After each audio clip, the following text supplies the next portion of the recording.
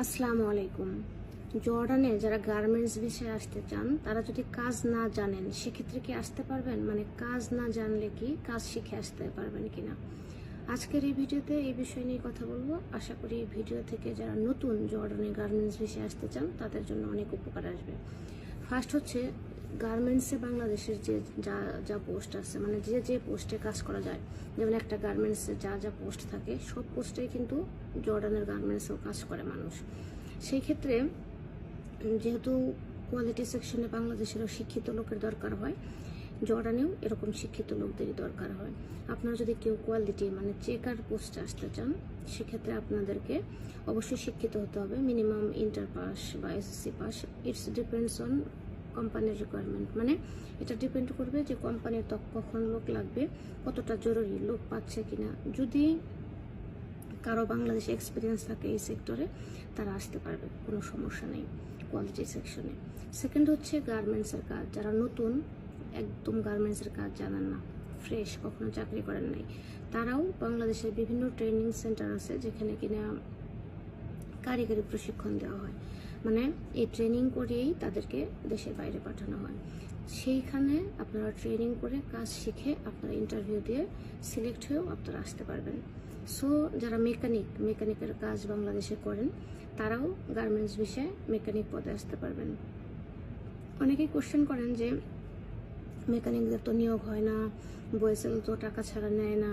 Actually কারা বলে যে আঙ্গুর ফল টক? যারা কিনা আঙ্গুর ফল খেতে পারে না। সো আপনারা দু একজন যারা কমেন্টস করেন যে টাকা ছাড়া যাওয়া যায় না, তারা আপনারা কখনো চেষ্টাই করেন নাই। কারণ এখানে হাজার হাজার লোক টাকা ছাড়া আসছে, দু একজন যারা সিলেক্ট হচ্ছেন না তারা এরকম কমেন্টস করছেন। আমি তাদেরকে রিকোয়েস্ট করবো যে এরকম কমেন্টস থেকে বিরত থাকবেন। কারণ আপনি যদি কাজ জানেন, আপনার যদি মেডিকেল আপনি ফিট থাকেন, আপনি যদি দক্ষ হন, আপনাকে কেন নিয়ে আসবে না? আপনি একবার ভাবেন, হয়তো বা হ্যাঁ একবার আপনি পরীক্ষা দিয়েছেন, টিকেন নাই, আপনি হয়তো বা সেই কাজটা ভালোভাবে করতে পারেন নাই, দ্বিতীয়বার হয়তো বা পারেন। আপনি ট্রাই করেন, চেষ্টা করেন, কেন আপনি মানুষকে টাকা দেবেন? আপনি যেহেতু একজন দক্ষ কর্মী। আপনারা অনেকেই জানেন যে ইউরোপ, আমেরিকা এবং কি উন্নত দেশগুলোতেও কিন্তু বাংলাদেশ থেকে দক্ষ শ্রমিক নেয়। কারণ কেন নেয়? যারা কিনা এইসব বিষয়ে পারদর্শী, যারা কিনা ওয়েল্ডার, প্লাম্বার, মানে রিকোয়ারমেন্ট অনুযায়ী। সো তাদের স্কিল আছে। সো আপনিও যদি একজন ভালো গার্মেন্টস অপারেটর হয়ে থাকেন, বাংলাদেশে কিন্তু আপনি ভালো একটা টাকা বেতন পান।